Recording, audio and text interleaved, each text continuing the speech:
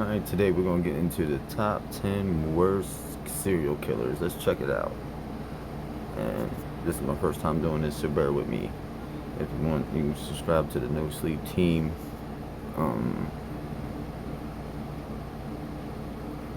No Sleep Team page. Thank you. Let's get into it. Guys, I'm Landon, and welcome back to another most amazing top 10 video. In my last video, I asked you, what is something you're obsessed with? And this is what you guys said. Today's common question of the day is, do you believe in the death penalty? So getting right into it, this is the worst serial killers of all time. And some of these serial killers can be identified as mass murderers as well. So coming in at number 10, we have Dr. Harold Shipman. Yes, he's a doctor, and let's call him Dr. Insane. So he's a British doctor guilty of 15 murders. He was sentenced to life in prison, and the judge recommended that he never be released. Dr. Harold used lethal injections to kill his patients, and it went undetected for many, many years. A lot of people were concerned to why his death rates were so high. So he was caught and sentenced away. In 2004, he was found in his cell hung. He took his own life the eve of his 58th birthday. The Sun newspaper came in with a front headline news saying, "Ship, ship, hooray!" So Ted Bundy, who is known as the Lady Killer, comes in at number 9. Hold on, they said Ted Bundy? What in the world? I mean, it is the 10 worst serial killers. I thought maybe he'd be up there further than 9. He was an American serial killer, rapist, and necrophilia. He assaulted and murdered women back in the 70s. He confessed to 30 murderers, but that number could be much higher. And he committed all these crimes when he was in his 20s and 30s. So the crimes took place in 9 states. Some of those states was Washington, Utah, Florida, Colorado, Oregon, Idaho, and California. So he was... Bruh, all them damn states? Are you serious? That's a lot of fucking killing. Caught, but guess what? He escaped from jail. And then he was captured again, and the same thing, he escaped. The third time he was captured for good. It's like throwing a Pokeball. So he escaped twice before they even decided to catch his ass. That's... And they just they get out. You gotta master ball it. So he was sentenced to death by electrocution. So now we have Gary Ridgway at number 8. He is an American serial killer that is known as the Green River Killer. He was initially... This dude even looks creepy. Oh, man, look at this guy. This guy even looks crazy. He looks creepy as shit. Convicted of 48 separate murders, but later he confessed to nearly twice that number. And this is all a part of his plea bargain to avoid the death penalty. Gary has become one of the most prolific American serial killers of all time. And this is to the amount of people he murdered. And this all took place in Washington State and California during the 80s and the 90s. Most of his victims were alleged to be prostitutes. While he was apprehended in 2001, he was sent to Washington State Penitentiary, where he was sentenced to life imprisonment without parole. Because of his story, he became famous in the film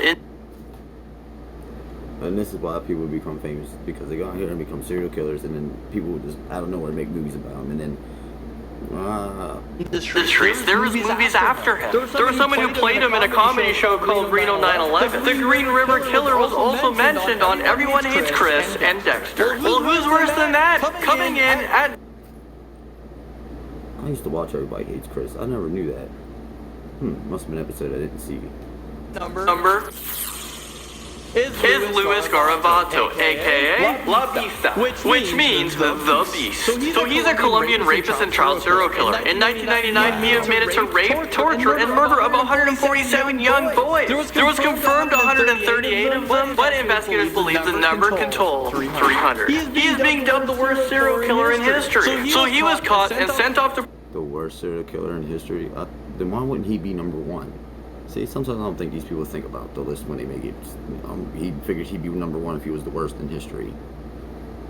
Prison for 835 years. But the maximum punishment in Colombia for murder is 30 years, so that's exactly what he received. There was a public outburst on the case. Everyone feels the sentence was not sufficient enough for the punishment that he committed. Some have argued he deserved either life in prison or the death penalty. So since this case in Colombia, they have increased the maximum penalties to 60 years in prison. Daniel Camargo, who's a very, very bad man, well, he's so bad that he comes in at number 6. I want y'all in the comments to let me know what y'all think about this list, because so far I think he got it backwards.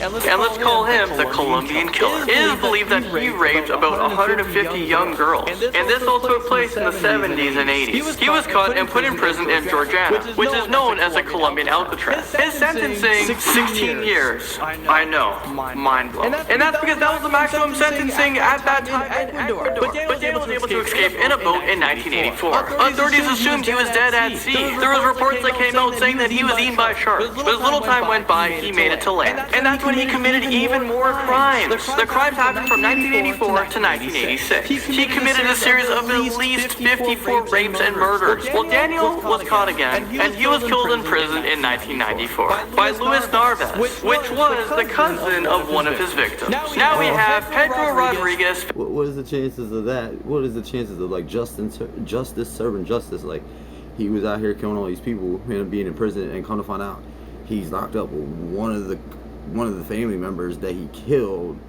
One of his victims' family members he's locked up with, and he find out about it, and then he kills him. To me, that's just a serve of justice. Like he got what he deserved. Coming in to the 5 spot. He was a Brazilian serial killer nicknamed Killer Petey. Pedro started killing at a very young age. When he was 13 years old, he had his first urge to kill. He tried to kill his older cousin, but he survived. At 14 years old, he killed his first victim, and that was the vice mayor of Alfenas, where he lived, which is located in Brazil. And he killed him because, well, he fired his father. When he got older, the woman that... Could you imagine going home and being like, I'm fired, and then your kid goes and kills the guy that fired you? That's crazy. He was living with was murdered, so he revenged her death. And he killed 10 people that was a part of a gang. Eventually, Pedro went on to kill somewhere between 70 to 100 people. He was caught and sentenced away to life. Now for the youngest mass murderer on the list, and I'm talking about 20-year-old Adam Lanza, and let's call him the Sandy Hook mass murderer. He was the kid responsible for 28 total deaths. 28 of them happened at the Sandy Hook Elementary School in Connecticut, which is located in the States. Adam fatally shot 20 children to go along with 6 adult staff members. And just before he drove to school, he shot dead his mother. The incident was the deadliest mass shooting that took place at a high school or a grade school in the United States ever. Adam was never captured because he committed suicide at the scene, shooting himself in the head. H.H. Holmes comes... Yeah, well, shot himself in the head. In at number 3, and let's call him the hotel murderer. He designed and built a hotel specifically to be his murderer playhouse. These murders occurred during 1889 and 1896, and it took place in... Crazy thing about this, there's a whole season of American Horror Story based on this. Chicago. It was confirmed that 27 people were murdered, but the number could go all the way up until 200. I mean, is this real life right now? How many people did he actually kill? So he was captured at the age of 35 years old and was hung to death. Giles Dorez comes in at number 2. And let's call him the grandfather of serial killers. He killed between 80 to 100. The grandfather of serial killers? He killed 80 to 100 people. What in the world is going on? People. But some people claim these numbers can get all the way up to 600. Most of his victims was young boys with blonde hair and blue eyes. This guy is just so sick. He would take these victims and just let them bleed to death. He would actually get his servants to get their blood and just bathe them in the blood. He was having blood baths with all these little boys' blood. So he was captured and hung in 1440. Alright, finally we've made it to the number 1 spot, and we're talking about Pedro Alonso, better known as the monster of the Andreas. So he's a 66-year-old Colombian serial killer, and he was accused of raping and killing more than 300 girls across... 300 girls across... Oh my... That's a lot of people. The native nation. Pedro knew it. Excuse me, a lot of females. That's crazy. In Ecuador, he would be protected by its laws, and that's because the maximum sentencing is 16 years back then. It doesn't matter how many people you kill, if it's 1, if it's 1,000, you're not allowed to get consecutive sentencing. I think the country needs to fix those laws. That is ridiculous. So he was captured in 1980, and he led police to the graves of 59 of his victims in Ecuador. All these girls were aged 9 to 12 years old. 18 years after he was captured, he was released back into the public. He was released from a psychiatric hospital on good behavior, after initially being found insane. I think that's insane to let a free man out there who is deemed insane out in the public. Isn't he just gonna do this again? So his current whereabouts is unknown. So saying that kind of makes it...